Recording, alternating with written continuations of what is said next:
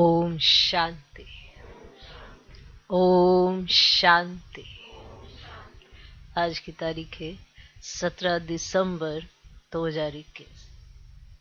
साकार महावाक्य। बाबा कहते मीठे बच्चे, संगम युग पुरुषोत्तम युग है। संगम युग पुरुषोत्तम युग है। यहाँ की पढ़ाई से 21 जन्मों के लिए तुम उत्तम ते उत्तम पुरुष बन सकते हो।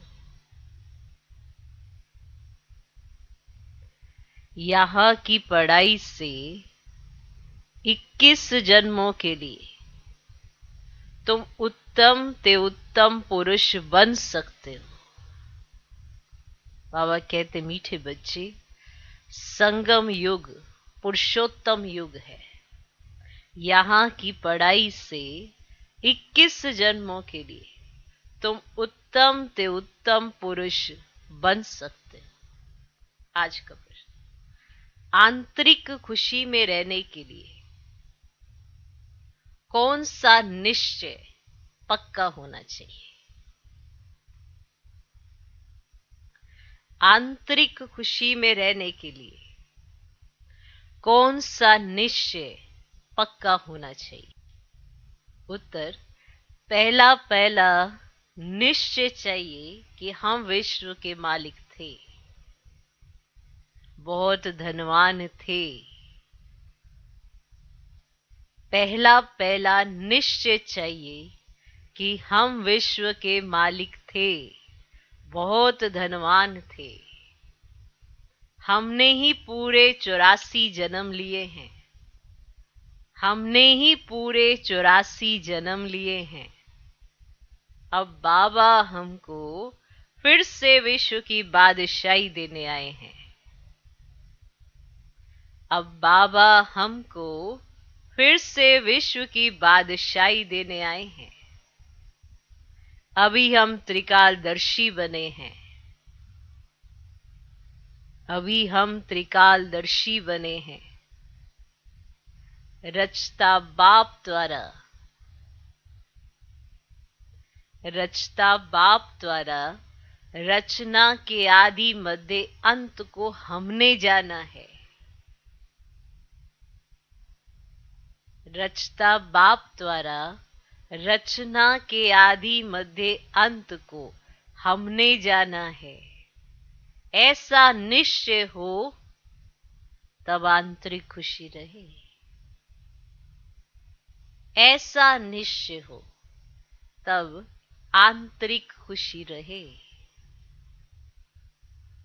तो प्रश्न, आंतरिक खुशी में रहने के लिए कौन सा निश्चय पक्का होना चाहिए? उत्तर, पहला निश्चय चाहिए कि हम विश्व के मालिक थे, बहुत धनवान थे। हमने ही पूरे 84 जन्म लिए हैं। अब बाबा हमको फिर से विश्व की बादशाही देने आए हैं।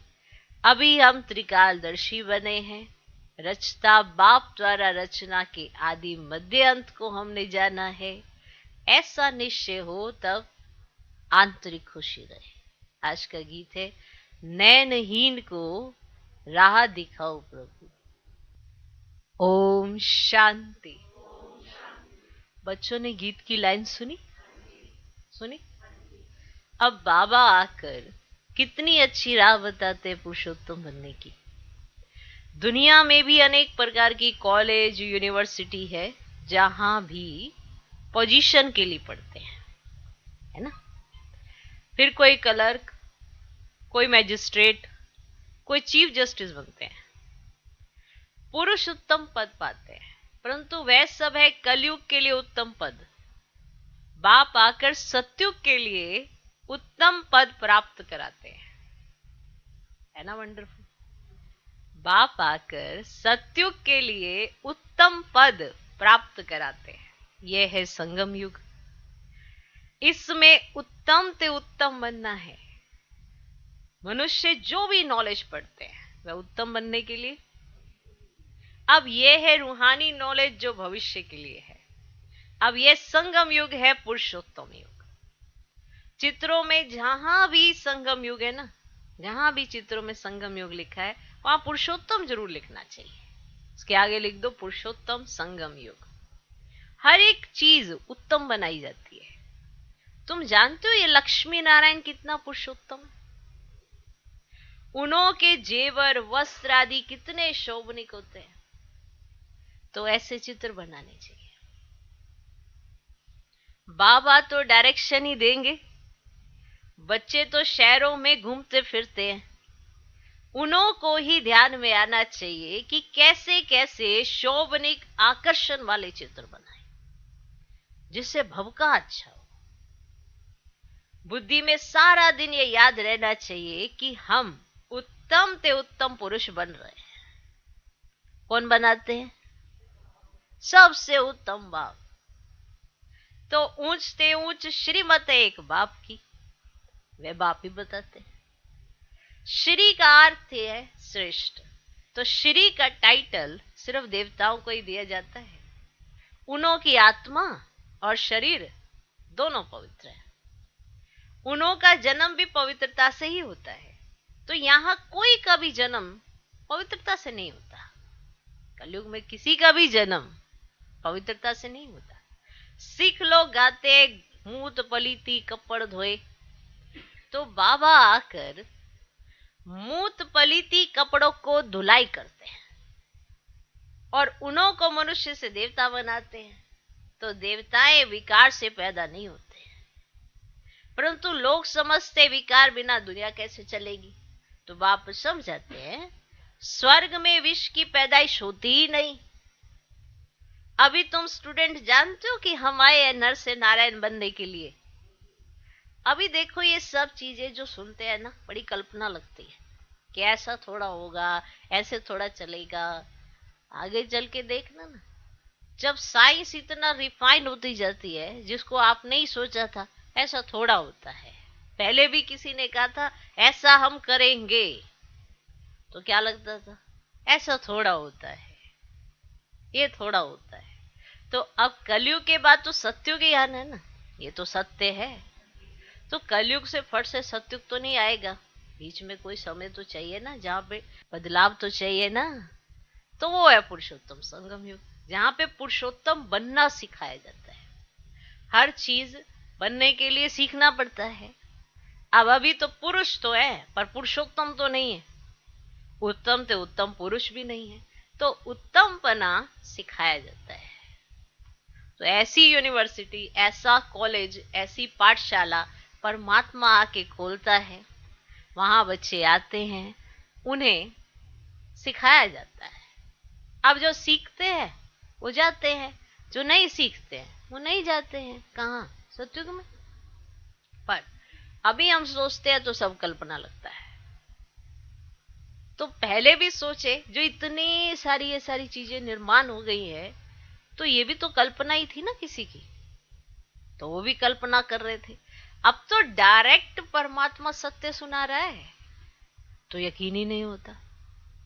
क्यों? क्योंकि बुद्धि तो वैसी है नहीं ना, तो जल्दी से सतो प्रधान चीज समझ भी नहीं आ सकती, क्योंकि जो समझ रही है वो है तमो प्रधान बुद्धि। तो जब तक तमो प्रधान बुद्धि समर्पित ना हो, माना बुद्धि का समर्पण ना करें, तब तक उसके अंदर सतो प्रधान बात आएगी कहां से? समझे? इसीलिए जब भगवान सुनाता है तो कोटों में कोई, कोई में कोई, और कोई में भी कोई समझ पाता है जो बुद्धि का समर्पण करता है। अब बात समझ में आ गई? तो योग से ही पैदाइश होती है, यहां विकार से पैदाइश होती है। तो आज सबको ये वंडर लगता है कि ये क्या कहते हैं, अरे ये भगवान सुना रहे हैं जो तीनों कालों को जानते हैं, इस सृष्टि के आदि मध्य अंत को जानकर हमें बता रहे हैं। और इस समय हमारे पास जो नॉलेज है वो पूरे कल्प में किसी भी समय नहीं रहेगी। चाहे आप सतयुग लगा लो, चाहे द्वापर लगा लो, चाहे कलयुग की आदि लगा लो, ये नॉलेज सिर्फ और सिर्फ पुरुषोत्तम संगम युग पर मिलती है, पुरुषोत्तम बनने के लिए, और किसी चीज के लिए नहीं। आपने कोई युद्ध थोड़ा लड़ने हैं इस नॉलेज से। नॉलेज से नॉलेजफुल बनकर कार्य को सहज किया जाता है। अब कोई भी पढ़ाई पढ़ी जाती है तो किस लिए पढ़ी जाती है? नॉलेजफुल बनकर जो भी कार्य हो उसको सहज करने के लिए ना। अगर नॉलेजफुल नहीं बनेंगे तो कार्य की सहजता कहाँ से आएगी? तो इसीलिए बाबा भी हमको राजयोग सिखा रहे हैं और राजाओं का राजा बना रहे। ओके, तो बाप समझाते हैं कि स्वर्ग में विष की पैदाइश होती नहीं। अभी तुम स्टूडेंट जानते हो कि हम आए हैं नर से नारायण बनने के लिए। इस राजयोग द्वारा हम राजाई प्राप्त करेंगे। अगर कोई फेल हो जाते हैं तो चंद्रवंशी में चले जाते हैं। देखो, पुरुषार्थ कर रहे हैं, पास होना है। सभी पास नहीं होंगे, तो जो पास होंगे वो सतयुग में जाएंगे, सूर्यवंशी बनेंगे। तो जो फेल होंगे, जो बारंबार फेल होते रहेंगे, तो वो कहाँ जाएंगे? वो चंद्रवंशी में। तुम्हारी तो है रावण से युद्ध, परंतु दुनिया में किसको मालूम ही नहीं है कि रावण हमारा पुराना दुश्मन है। रावण का अर्थ नहीं जानते तो 10 शीश क्या है जानते नहीं ना। तुम बच्चे जानते हो ना, विकारों की प्रवेशता से ही भ्रष्टाचारी बन जाते हैं, और सतयुग में सब श्रेष्ठाचारी। बाप कहते इस समय सब तमो प्रधान बुद्धि है, बिल्कुल अंधेरे में। यह भी गाया हुआ है कि कुंभकर्ण की नींद में सोए हुए हैं, जब आग लगेगी तब जगेंगे। जब आग लगती है ना और सेक पहुंचता है तो नींद फिट जाती है, नींद फिट जाती है। देखो, तुम कितना जगाते हो फिर सो जाते हैं, है ना। और मेले में तुम कितनी मेहनत करते हो, माना प्रदर्शनी मेले, इसमें कितनी मेहनत करते हो, कितना उनको समझाते हो, फिर भी वो नहीं समझ पाते। तो निकलते कितने हैं? कोटों में कोई। आगे चलकर बहुत वृद्धि होगी, तब मनुष्यों की बुद्धि खुलेगी। औरों के धर्म तो बहुत समय से पुराने हो गए हैं, तो उन्हों की वृद्धि होती है। तुम्हारा ये छोटा सा पुराना जाड़ है। वे लोग तो मांस मदिरा सब कुछ खाते हैं, विकारों में भी जाते हैं। कहा जाता है ना, संग तारे कुसंग बोरे। सत्य का संग तो एक बाप का ही है। कौन सा संग तारेगा यह नहीं जानते।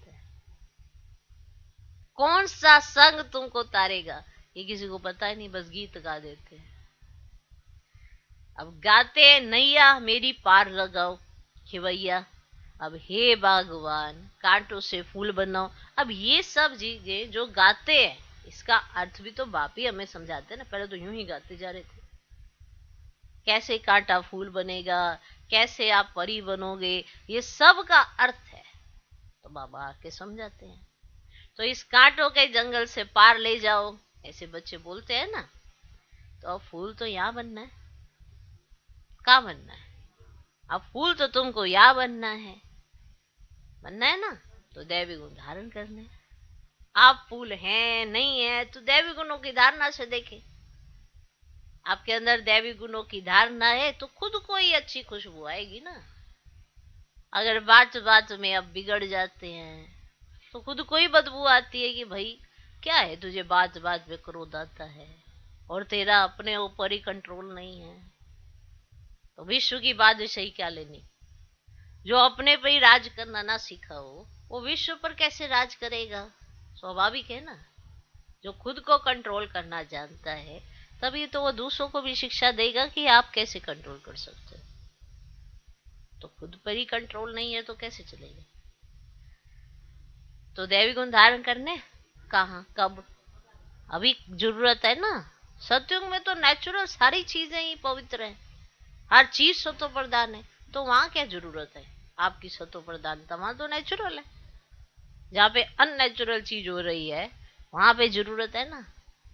दैवी गुणों की जरूरत कहाँ है? यहाँ धारण करने, पुरुषोत्तम बनना है। खान पान भी शुद्ध होना चाहिए।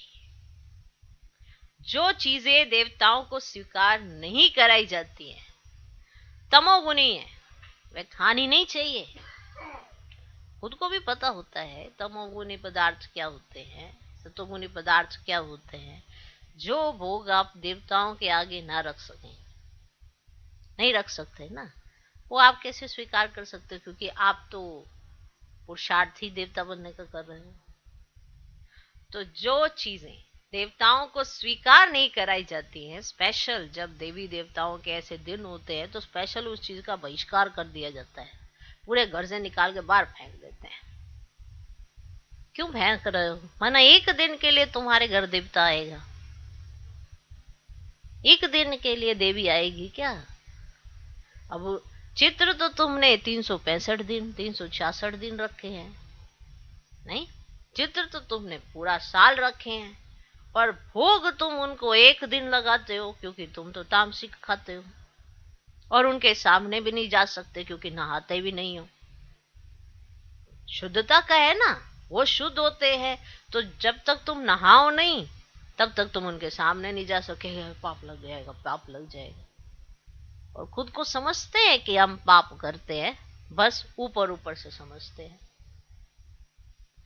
तो जो चीजें देवताओं को स्वीकार नहीं कराई जाती हैं, तमोगुणी हैं, वे खानी नहीं चाहिए, वे नहीं खानी चाहिए।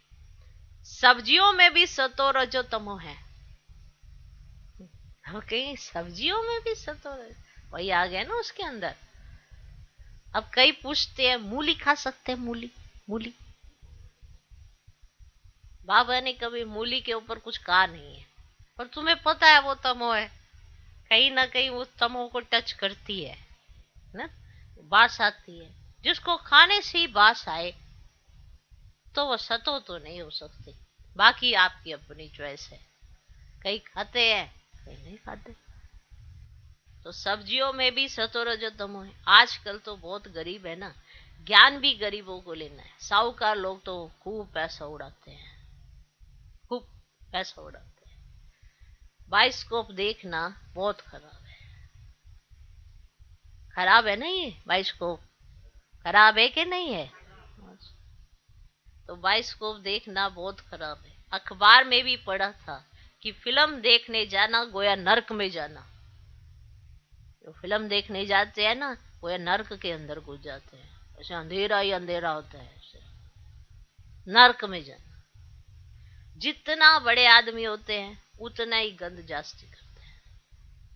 इस समय पूरा वैशाल्य है, बाप आकर शिवालय बनाते हैं, सारा मदार है पवित्रता पर। प्योरिटी है तो पीस और प्रोस्पर्टी भी है, प्योरिटी नहीं तो पीस और प्रोस्पर्टी भी नहीं है। तो रावण राज्य में कोई पवित्र हो नहीं सकता। यहां ही युद्ध की बात है, योग बल से ही तुम रावण पर विजय पाते हो।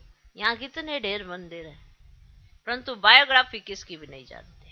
शिव के मंदिर में जाकर पूछो शिव की बायोग्राफी बताओ तो कुछ बता नहीं सकेंगे। तुम्हारे में भी नंबरवार पुरुषार्थ अनुसार ज्ञान को जानते हैं, सब एक जैसे नहीं जानते। ज्ञान को भी नंबरवार पुरुषार्थ अनुसार, जितना पुरुषार्थ करेगा उतना ज्ञान भी बुद्धि में स्पष्ट होता जाता है, वरना हर एक पॉइंट पर उनको डाउट ही आता रहता है। कोई पॉइंट सुनेगा, अरे ये कैसे हो सकता है, ये तो हो ही नहीं सकता। अब निश्चय बैठा नहीं तो हर पॉइंट पे कोई ना कोई डाउट क्रिएट हो जाएगा। इसीलिए कहा तुम्हारे में भी नंबरवार पुरुषार्थ अनुसार ज्ञान को जानते हैं। उत्तम मध्यम कनिष्ठ तो होते हैं, हर चीज में होते हैं, तो ज्ञान को समझने में भी होते हैं। कहीं अपने हिसाब से ही ज्ञान का मॉडिफिकेशन कर देते हैं, अरे ये तो चलता है, अरे ये तो होता है, तो ये कनिष्ठ बुद्धि वाले हैं। जो भगवान समझाए वो तो समझना नहीं है, अरे ये तो होता ही रहता है, ये तो चलता ही रहता है, इतना तो चलता ही है, इतना तो चलता ही है। तो उत्तम मध्यम कनिष्ठ तो होते हैं, सारा मदार है पढ़ाई पर। आत्मा कहती हम तो नर से नारायण बनेंगे, पढ़ाता तो सबको राजयोग हूं, परंतु फिर भी पुरुषार्थ अनुसार उत्तम मध्यम कनिष्ठ बनते हैं। हम सब पढ़ रहे हैं, देखो आप भी पढ़ रहे हो, हम भी पढ़ रहे हैं, सब पढ़ रहे हैं, पर उस पढ़ने को क्या पढ़ रहे हैं, कितना जीवन में है, कितनी निश्चिंतता है, कितना आपका निश्चय है, तो ये तो आपके पढ़ने के तरीके से ही पता चलता है। ठीक, परिस्थिति तो हर एक के जीवन में आएगी, ऐसा है कोई किसी के नहीं है, तो फिर तो ड्रामा ही नहीं चल सकता, कुछ ना कुछ तो आना ही है ना। ओके, तो पुरुषार्थ में ही हम सब क्या है, उत्तम, मध्यम, कनिष्ठ। इसीलिए बच्चों को पढ़ाई पर बहुत ध्यान देना चाहिए।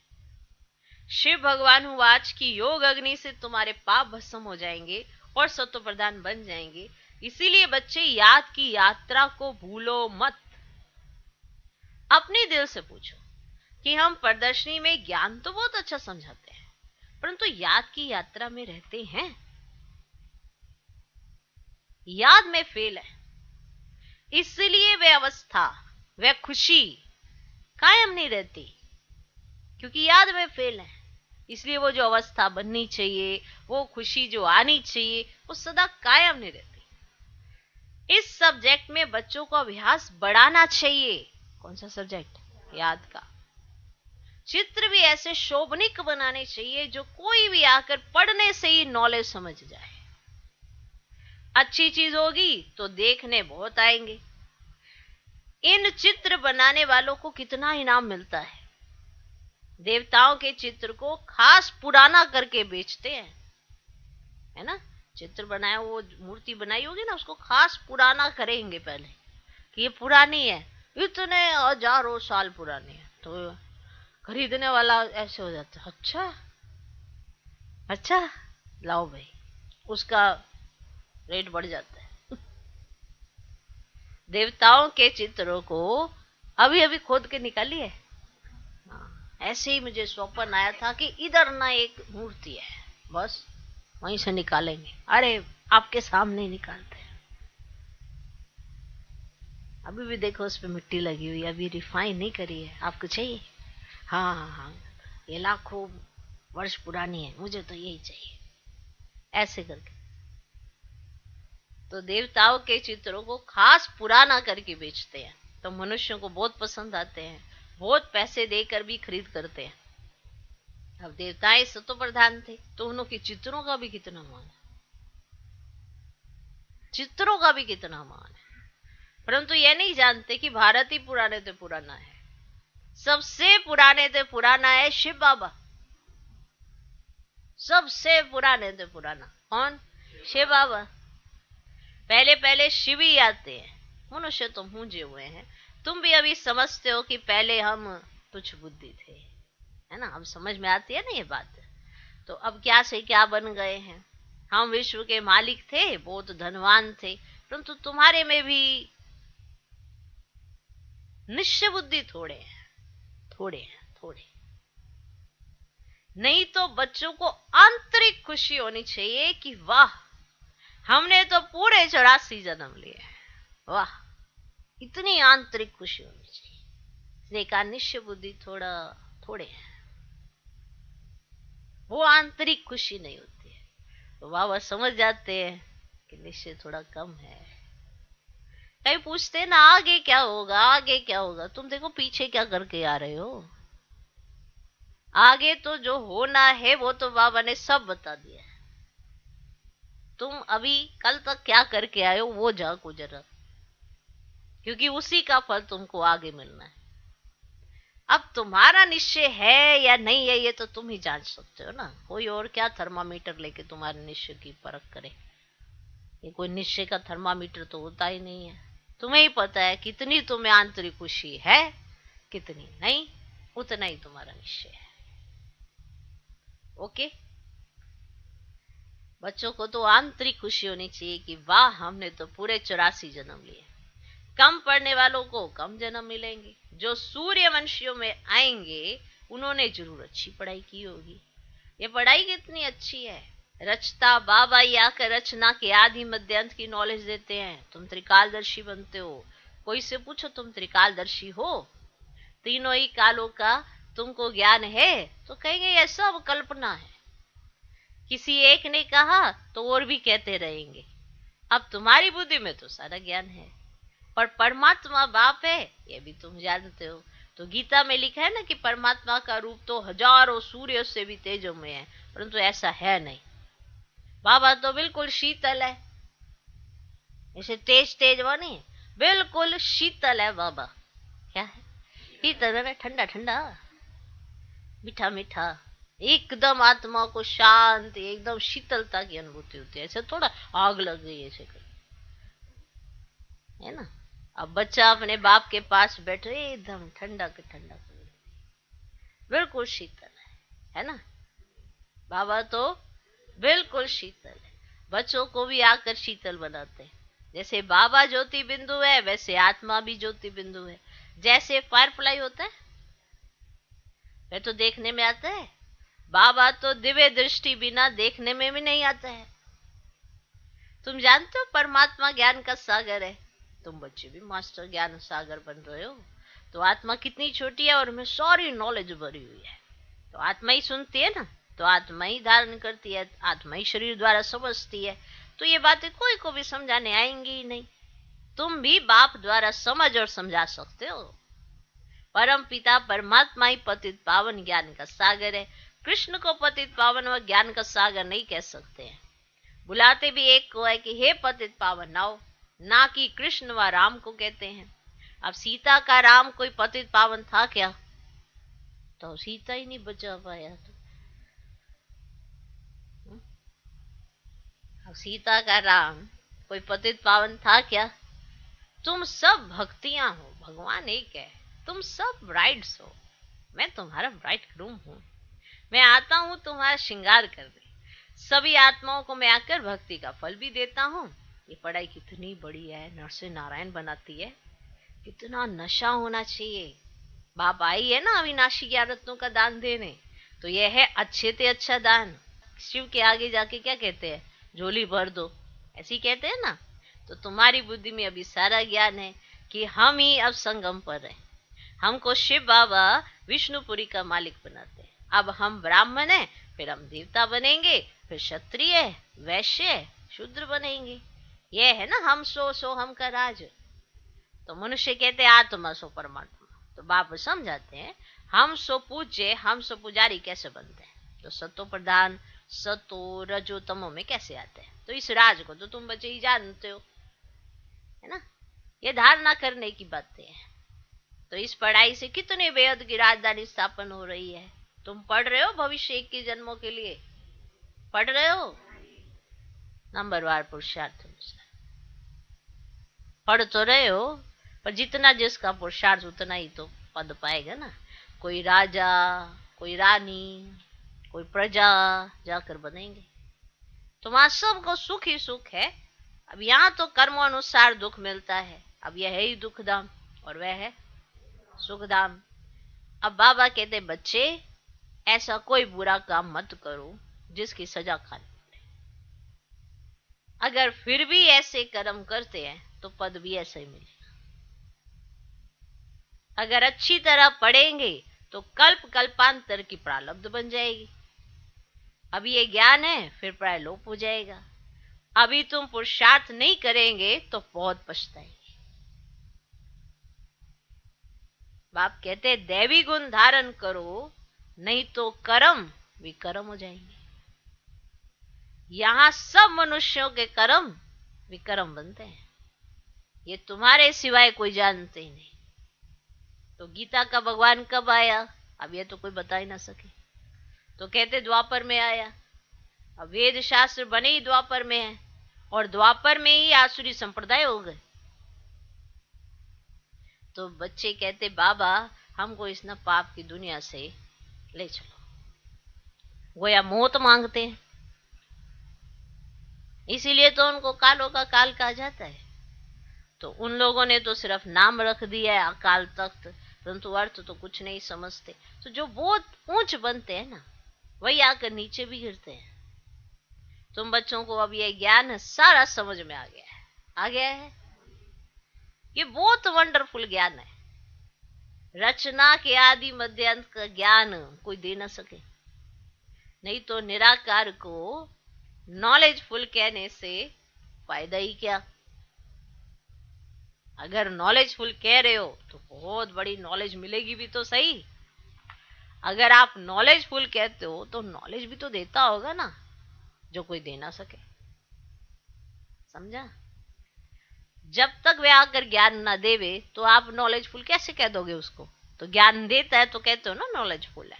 तो सब आत्माएं निराकारी दुनिया से यहाँ आकर पाठ बजाती हैं। अब भगवान को बुलाते हैं तो उनको अपना शरीर तो है नहीं, तो बाकी सब आत्माओं को अपना अपना शरीर है।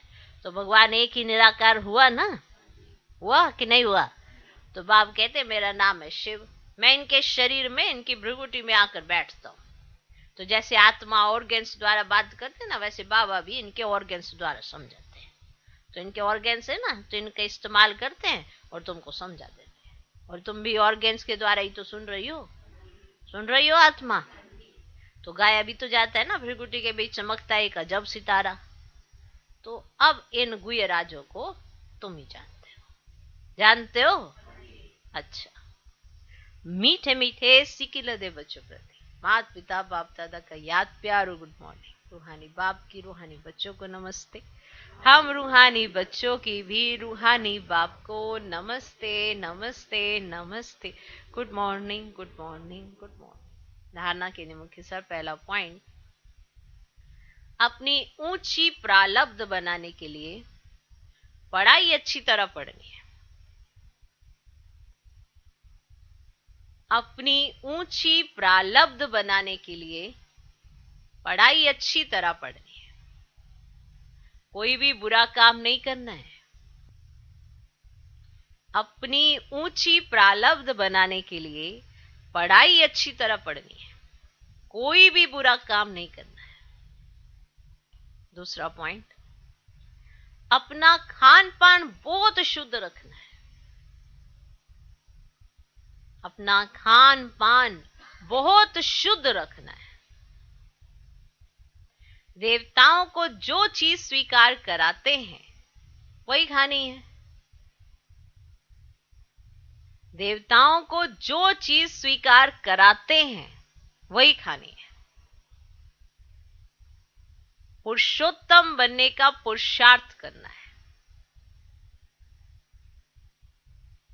पुरुषोत्तम बनने का पुरुषार्थ करना है।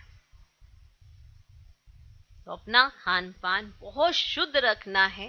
देवताओं को जो चीज स्वीकार कराते हैं वही खानी है। पुरुषोत्तम बनने का पुरुषार्थ करना है। आज का वरदान,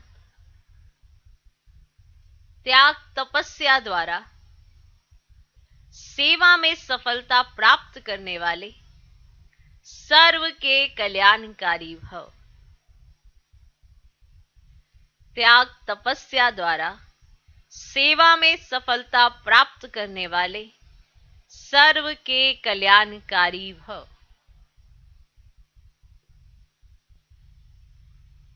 त्याग तपस्या द्वारा सेवा में सफलता प्राप्त करने वाले सर्व के कल्याणकारी भव। जैसे स्थूल अग्नि दूर से ही अपना अनुभव कराती है ना, उसके एकदम से नजदीक तो नहीं जाते हो, दूर से ही उसका आभास हो जाता है। ऐसे आपकी तपस्या और त्याग की झलक दूर से ही सर्व को आकर्षित करे। सेवाधारी के साथ साथ त्यागी तपस्वी मूर्त बनो, तब सेवा का प्रत्यक्ष फल दिखाई देगा।